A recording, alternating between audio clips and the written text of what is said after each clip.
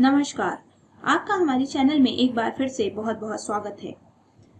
आइए सुनते हैं हरताली तीज की व्रत की कहानी। यह कथा शिवजी ने स्वयं पार्वती जी से कही थी।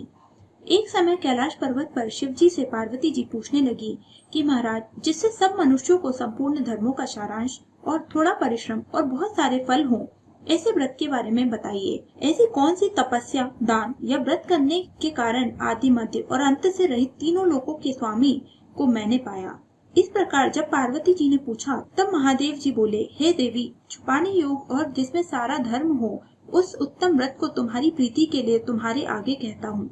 सुनो, यह व्रत ऐसा है जिससे तारागणों में चंद्रमा, नवग्रहों में सूर्य, चारों वर्णों का ब्राह्मण, देवताओं में विष्णु, नदियों में गंगा, पुराणों में महाभारत, वेदों में सामवेद, इंद्रियों में मन, वैसे ही सब व्रतों में सबसे उत्तम व्रत मैंने तुम्हें करते हुए देखा है। उसे मन लगाकर सुनो। उस व्रत के प्रभाव से ही अंतर्ध्यान होकर तुम हमारे आधे आसन को प्राप्त हुई। संपूर्ण वृतांत को मैं कहता हूँ, सुनो।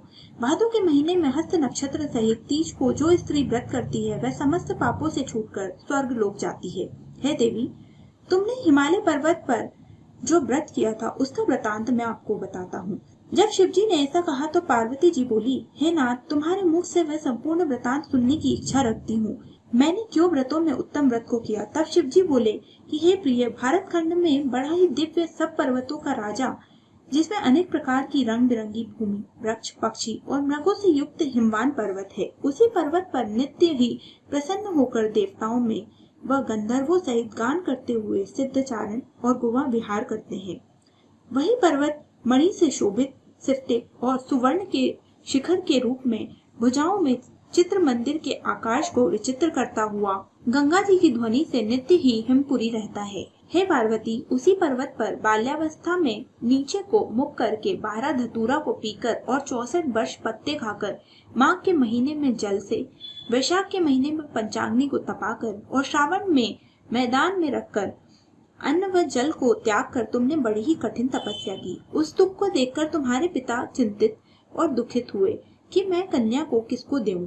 इसी चिंता से व्याकुल थे। उसी समय मुनियों में श्रेष्ठ जानने वाले ब्रह्मपुत्र नारद महाराज आकाश से आकर पार्वती जी को देखने के लिए प्राप्त हुए। तब तुम्हारे पिता हिमवान नारद मुनि को आसन देकर बोले, हे स्वामी, हमारे बड़े भाग्य जो आप शुभागमन हुआ। आपका आगमन किस हेतु हुआ है? नारद जी बोले, हमारे विचार सुनो।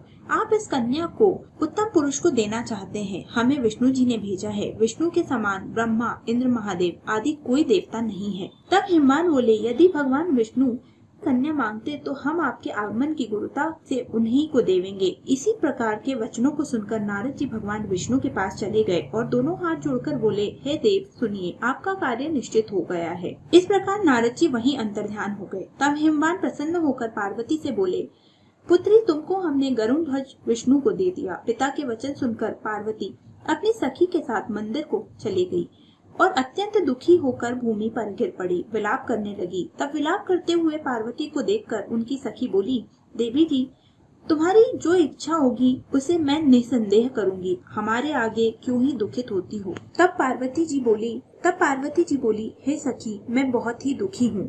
मैं पूर्ण रूप से महादेव को अपना पति मान चुकी हूँ और मेरे पिताजी ने मेरा विवाह विष्णु जी के साथ तय कर दिया है।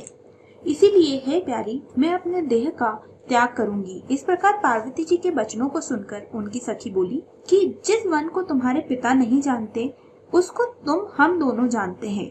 उस वन में हम तुम्हें ले चलेंगे। यह विचार करके वह उनकी सखी उस भारी वन में चले गए। तब तुम्हारे पिता घर घर ढूंढने लगे और यह विचार करने लगे कि मेरी कन्या को देवता या दानव या जिन्नत कौन ले गया। मैंने तो नारद के आगे सत्य की प्रतिज्ञा की है। अब गरुण ध्वज भगवान को क्या दूंगा? इस प्रकार चिंता में मग्न होकर मूर्छित होकर गिर पड़े। सब लोग हाहाकार करके पर्वतों में श्रेष्ठ हिमालय के पास दौड़ आए और कहा कि महाराज, आपके मूर्छित होने कब चाहिए? तब हिमालय बोले, दुख के कारण को सुनो। मैं नहीं जानता कि मेरी कन्या को कौन हर कर ले गया। काल रूपी सर्प ने उसे डस लिया या फिर सिंह खा गया, कहीं को चली गई, किसी दुष्ट ने हर लिया। ऐसा कहकर हिमालय शोक में व्याकुल होकर कांपने लगे और अनेक व्याघ्र रीछ या मग्ना से युक्त ऐसे वन से दूसरे वन को घूमने लगे। वहां तुमने सखी के साथ भयानक वन में चलती चलती रमणी नदी के किनारे एक गुफा को देखा। तब सखी के साथ उस गुफा में जाकर अन्नपान और भोग का त्याग कर बालू रेत से मेरे लिंग की मूर्ति को स्थापित किया।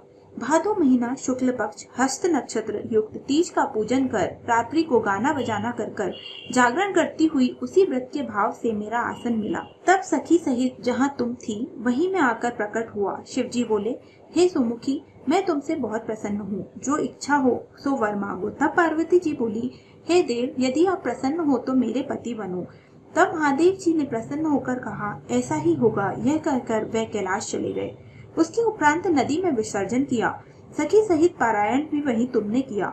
उस समय हिमाचल भी ढूंढते हुए वहाँ आए। चारों ओर देखा और व्याकुल होकर धरती पर गिर पड़े। उसी वन में नदी के किनारे 2 कन्याओं को सोते हुए देख उन्होंने अपनी कन्या को देखा और छाती से लगा लिया और रोने लगे। कहा कि इतना भयानक जंगल है, तुम किस कारणों से यहाँ आई हो? तब पार्वती जी बोली, पिताजी, मैं जानती थी कि आप शिव जी को मुझे नहीं देंगे, परंतु उसके विपरीत आपने किया।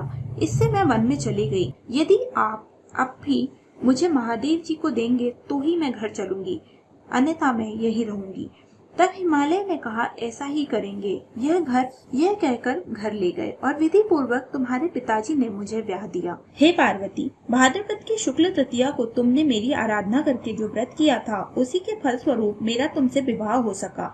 तुम्हारी सखी तुम्हें हर कर ले गई थी, इसीलिए इसका नाम हरतालिका हुआ। इसका महत्व यह है कि मैं इस व्रत को करने वाली कुंवारियों को मनोवांछित फल देता हूँ, इसीलिए सौभाग्य की इच्छा करने वाली प्रत्येक युवती को यह व्रत पूरी एक निष्ठा और आस्था से करना चाहिए।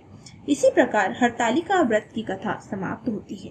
आइए हम आपको सुनाते हैं विंध्यायक जी की कहानी। प्राचीन समय में एक ब्राह्मण था। वह स्नान करके विंध्यायक जी की पूजा अर्चना करता। उसकी स्त्री नाराज होती थी कि मेरी सफाई का समय होता है और तुम रास्ता रोक कर बैठ जाते हो, परंतु ब्राह्मण स्त्री की बात पर ध्यान नहीं देता था। एक दिन ब्राह्मण गंगा स्नान को गया था। उसकी स्त्री ने गणेश जी की मूर्ति को उठाकर कहीं छुपा दिया। तब ब्राह्मण आया और उसने स्थान पर मूर्ति ना पाई तो स्त्री से लड़ने लगा। पति पत्नी की लड़ाई देखकर मूर्ति हंसने लगी। स्त्री बोली, देखो ये तुम्हारे गणेश जी। ब्राह्मण ने मूर्ति उठा ली और स्नान करके गणेश जी की पूजा की। गणेश जी प्रसन्न होकर बोले, तुम जो भी चाहो मांग लो। ब्राह्मण बोला, भगवान मुझे इतना धन और सुख दो कि मैं बहुत अच्छे से रह सकूं। भगवान गणेश जी ने ब्राह्मण को खूब धन दौलत दे दिया और वह आनंद से सुख भोगने लगा। उसने गणेश जी का मंदिर बनवा लिया और पूजा करने लगा। फिर उसकी स्त्री भी गणेश जी पर विश्वास कर पूजा सेवा में लग गई। हे गणेश जी महाराज, जैसे तुमने उस ब्राह्मण को दौलत दी, वैसे ही सबको देना, हमको भी देना।